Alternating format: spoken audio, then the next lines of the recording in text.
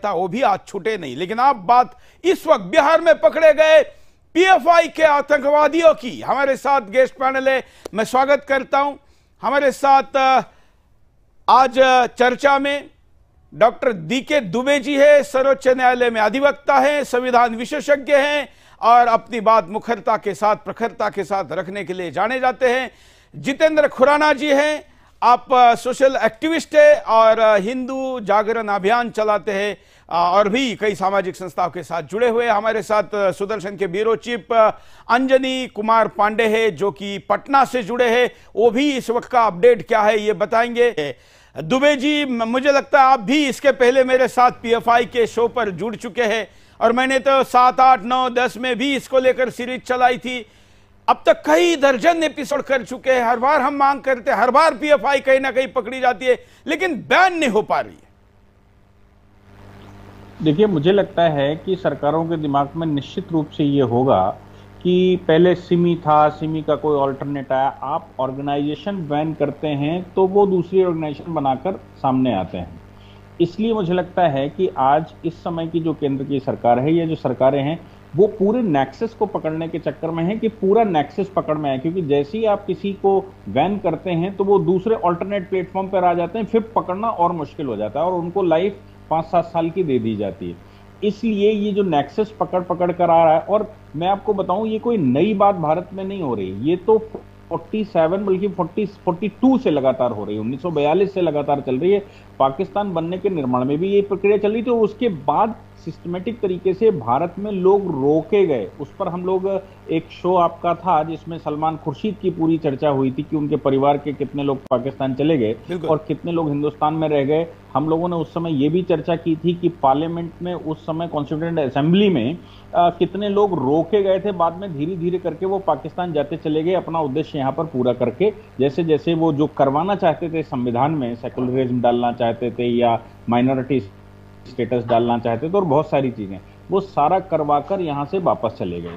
और फिर भारत में वो गेम सिर्फ एक जगह पर रुका था कि पॉपुलेशन कैसे बढ़े। अब चूंकि सैचुरेटेड पॉपुलेशन देश में हो गई है अब उनकी, इसलिए अब वो पूर्ण रूप से गेम खेलना शुरू कर दिया है। और मुझे लगता है कि अब जो है ये लॉ एंड ऑर्डर की बहुत बड़ी चैलेंज भारत के सामने है। और अब अगर अभी भी हम ना सुधरे और अभी भी लॉ एंड ऑर्डर को हमने सही से मेंटेन ना किया और इन पर बहुत बड़े स्तर पर कार्रवाइयां न की, तो मुझे लगता है कि भारत संकट में जा चुका है।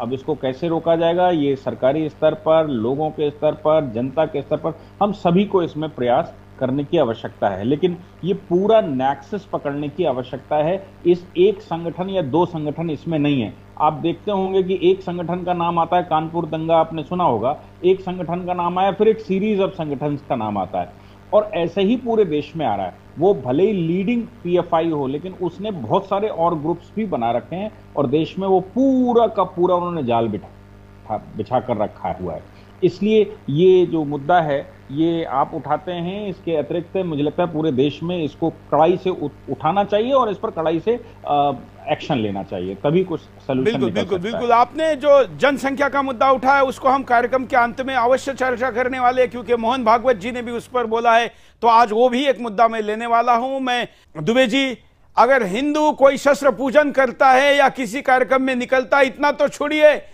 जो हमारी कावड़ यात्रा चलने वाली है उस कावड़ यात्रा में भोलेनाथ का त्रिशूल नहीं लेके जा सकते, ऐसा भाजपा की ही सरकार कह रही है, लेकिन पीएफआई खुलेआम नंगे तलवारों को लहरा रही है, प्रशिक्षण दे रही है। देखिए, ऐसा है, ये जो स्टेट गवर्नमेंट्स है ना, उनके हाथ में लॉ एंड ऑर्डर की सिचुएशन रहती है, तो डिफरेंट स्टेट गवर्नमेंट अपने अपने हिसाब से अपने अपने स्टेट में इस पर बैन लगाते हैं और अपने अपने स्टेट में एक्शन लेते हैं। हाँ, ये बात कोई स्टेट अगर ये कहता है कि हम कुछ भी नहीं ले जाने देंगे तो किसी को नहीं ले जाने देंगे, ऐसा उनका दृढ़ निश्चय होना चाहिए। लेकिन तुष्टीकरण की पॉलिसी तो हम जानते ही हैं कि हमारे देश में तुष्टीकरण कब से कब तक और भरपूर चल रहा है। तो तुष्टीकरण ही हमारे देश की समस्या है, लॉ एंड ऑर्डर हमारे देश की समस्या है। जिस दिन हम तुष्टीकरण को समाप्त करके सबको इक्वल अपॉर्चुनिटी और इक्वल तरीके से ट्रीट करना शुरू करेंगे, उस दिन देश की 50% समस्याएं इस तरह की सॉल्व होने वाली हैं। तो अब ये राज्य सरकारों के ऊपर होता है कि वो राज्य सरकारें किसको तलवार चलाने देती हैं और किसको त्रिशूल भी उठाने नहीं देती हैं। ये सब कुछ। और सरकारें कैसे बनती हैं? सरकारें तो हम और आप ही बनाते हैं।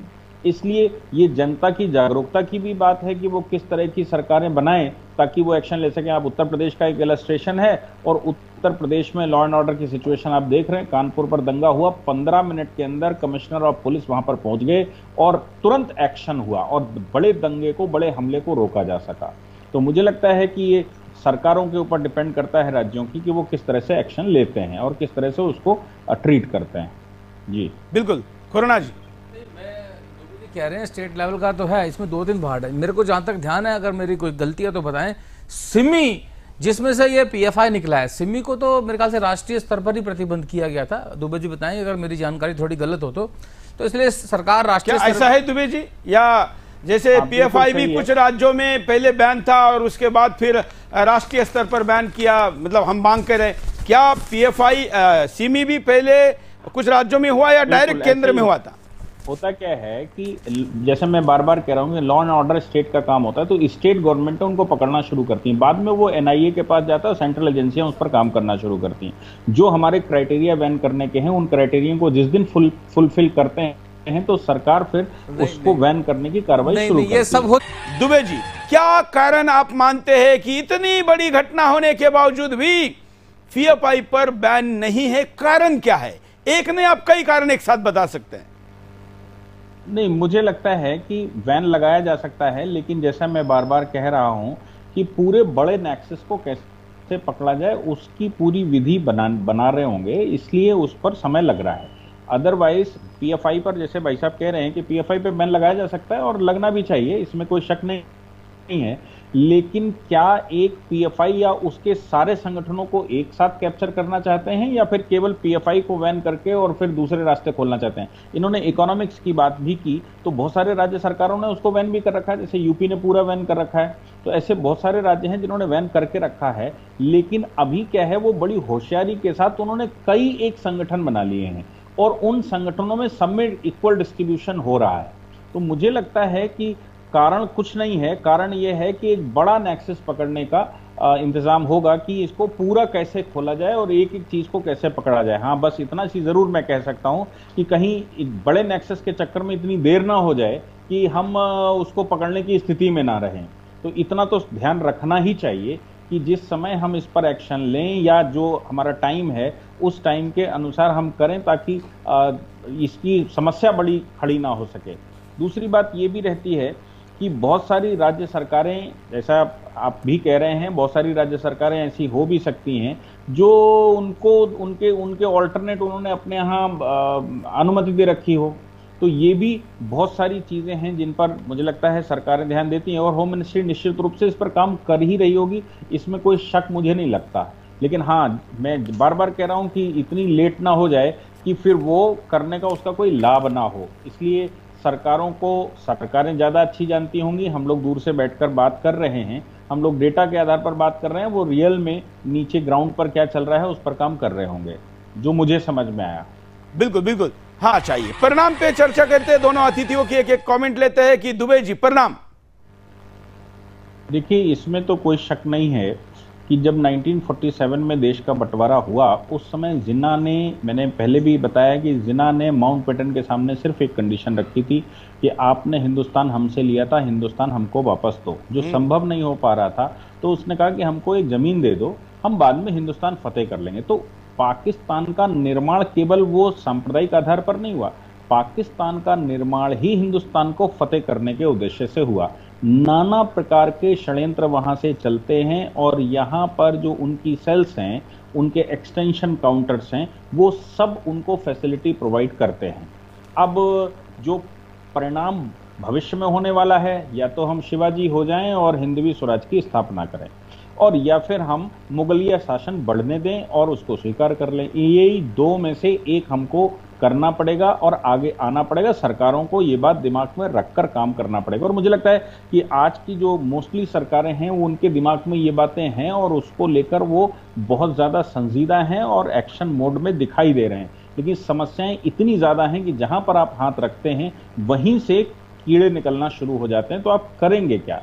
जहां जहां जो जो समस्या है उन पर हाथ रख रहे हैं, लेकिन इतना ज्यादा गंदगी हो चुकी है कि मुझे लगता है कि हमारे पास पावर कम या सोर्सेस कम है। जैसा भाई साहब बता रहे थे खुराना जी कि हमारे पास फोर्स कम पड़ती जा रही है और समस्याएं बढ़ती जा रही हैं। तो मुझे लगता है कि हम दोनों में से एक स्वीकार करना पड़ेगा, यही फाइनल रणनीति फाइनल हो सकता है कि या तो शिवाजी का हिंदवी स्वराज स्थापित करिए या फिर मुगलिय शासन को स्थापित कर लीजिए। हिंदवी स्वराज्य की शपथ लेंगे तो भी एफआईआर हो रहे। दुबे जी आप देख रहे कि न्यायालय और क्या क्या हो रहा है, तो स्थापना की दिशा में बढ़े हुए कदमों का क्या होगा? बात बिल्कुल ठीक है, लेकिन मैं कह रहा हूं कि बात बिल्कुल ठीक है। जो विरोधियों के पास शस्त्र हैं वो तो चलाएंगे और आपको और हमको रोकेंगे, इसमें तो कोई शक ही नहीं है, क्योंकि ये भी जो आप कर रहे हो ना, ये भी तो एक शस्त्र है ना। हाँ। देखिए मैं 2-3 शस्त्रों को मानकर चलता हूं। एक इंफॉर्मेशन स्प्रेडिंग, ये शस्त्र है आज का। दूसरा कानून एक हथियार है आज का। इन 2 हथियारों का इस्तेमाल बखूबी करते हैं ना। जब अगर हम कर रहे हैं तो सामने से भी बाहर आएगा, लेकिन हम दोनों को ही लड़ना ही पड़ेगा और दृढ़ता से उसके सामने रखना पड़ेगा। उसके लिए कोर्ट कचहरी, दुनिया भर के मुकदमेबाजी, ये एक प्रक्रिया से गुजरना ही पड़ेगा। बस इतना ही है कि हम कितना आगे बढ़ पाते हैं और कब डर कर पीछे भागते हैं, यहीं पर क्रिटिकल स्टेज है। तो मुझे लगता है कि हम सबको वो करना ही पड़ेगा और इन प्रक्रियाओं से गुजरना ही पड़ेगा। बिल्कुल, इसके अलावा कोई और रास्ता नहीं है। और बाकी बातें जो टीवी पर नहीं हो सकती वो भी करनी पड़ेगी। मैं आपको बता रहा हूं ना, जिस समय संविधान बना हमारा, हाँ। तो संविधान बनते समय कॉन्स्टिट्यूएंट असेंबली में जब मुस्लिम लीग की स्थापना हो गई थी, मुस्लिम लीग बनाकर पाकिस्तान बन गया था, तो उनके सदस्यों को कॉन्स्टिट्यूएंट असेंबली में जगह देने की आवश्यकता क्या थी? और अगर उनको जगह मिल गई थी तो वो अपना रोल प्ले कर गए थे ना उसी दिन की। कॉन्स्टिट्यूशन उनको मालूम है भविष्य का हथियार बनेगा, उनको मालूम है कि कानून भविष्य का हथियार बनेगा। इसलिए 1947 में ही 1950 तक वो अपना रोल प्ले करते रहे और करने के बाद वो पाकिस्तान जाते रहे।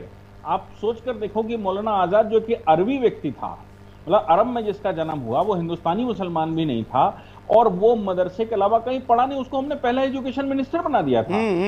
और उसने लंबे समय तक वो काम किया। उसकी जो अपनी बायोग्राफी है, उसको जब बाद में उसका लास्ट चैप्टर खुला है, जब एक्सप्लेन हुआ, तो मालूम पड़ा कि उनका ब्लूप्रिंट क्या था। तो ये ब्लूप्रिंट तो जिन्ना के समय से अभी तक चला आ रहा है और इन हथियारों को उनको मालूम है कि ये हथियार भविष्य में इस्तेमाल होंगे। इसलिए इन हथियारों को कैसे कमजोर किया जाए और कैसे सामने वाले को फंसाया जाए, ये तो 47 में ही पॉलिसी बना ली थी उन्होंने। मैं दुबे जी की बात चलता हूं। दुबे जी, एक इसमें से प्रश्न उठाकर आपको प्रश्न पूछ रहा हूं। जब हिंदुस्तान सरकार के पास पूरे आंकड़े हैं कि मुस्लिम देश, कतर जैसे देश, सऊदी जैसे देश, पाकिस्तान जैसे देश इन संगठनों को पैसा देते हैं, तो ऐसे आतंकवादी संगठनों को पैसे देने वाले देशों के साथ आंख में आग लगाकर दिखाकर बात क्यों नहीं होती? बिल्कुल की जा सकती है और होनी भी चाहिए। मेरा अपना मानना है कि जिस समय हमको ऐसे कोई कनेक्शन मिलते हैं तो हमको सीधी बात करनी चाहिए, उनके एम्बेसडर को बुलाकर, और ये बातें उनको समझानी चाहिए। और भारत सरकार अपने संबंध इन आधारों पर निर्धारित करती है, वैसे भी करती आई है, कि भाई हमारे फ्रेंड कंट्रियों से हमारे खिलाफ कोई कार्रवाई नहीं, कोई षड्यंत्र नहीं होगा। और हम भी ऐसा करते ही हैं कि दूसरे देशों के अगर षड्यंत्रकारी भारत में होते हैं तो भारत उस पर एक्शन लेता है। तो इन कंट्रियों से भी हमको आंख मिलाकर कहना चाहिए कि भाई ये जो आपके यहाँ से फंडिंग हो रही है, आपके यहाँ से जो नेक्सस चल रहा है, इनको आप क्यों नहीं बंद करते, या आप उस पर एक्शन लीजिए, नहीं लीजिए तो हम एक्शन लेते हैं। ये हमारा मुझे लगता है कि सीधी आंख मिलाकर कहना भी चाहिए। और सरकारें हो सकता है ये बातें कहती हों, लेकिन वो पब्लिक डोमेन पे ना आता हो। तो चलिए अब अंसारी पर एक्सपर्ट चैनल पर अंसारी पर एक्सपर्ट दुबे जी। हाँ देखिए ऐसा है कि ये अंसारी तो आपने आज पकड़ लिए। नहीं, मैंने तो इस आदमी को उपराष्ट्रपति रहते हुए पकड़ा है दुबे जी, आपको याद होगा।